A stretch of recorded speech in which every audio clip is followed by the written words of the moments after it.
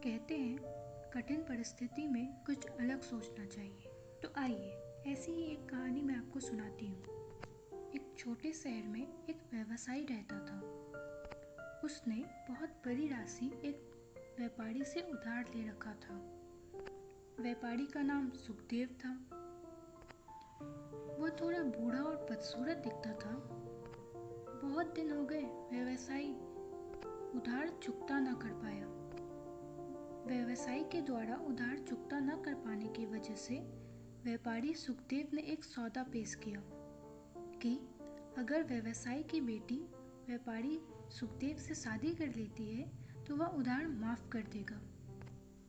व्यवसायी के पास कोई चारा न था। उसने यह बात अपनी बेटी को बताई।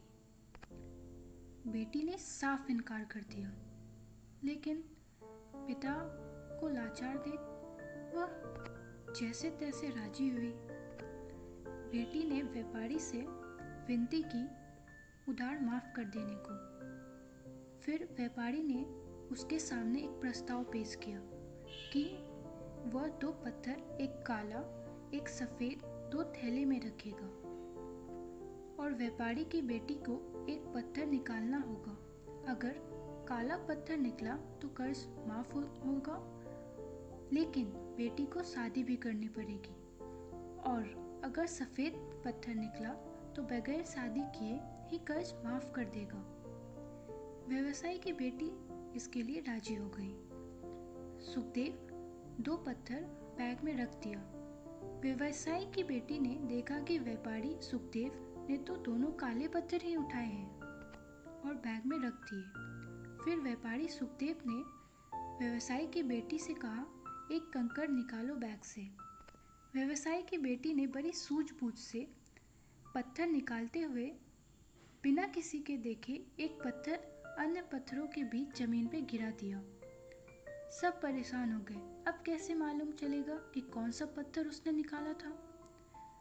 फिर व्यवसायी की बेटी ने कहा, कोई बात नहीं, अगर आप दूसरे बैग में देखोगे तो यह बता सकेंगे कि मैंने कौन सा पत्थर चुना था।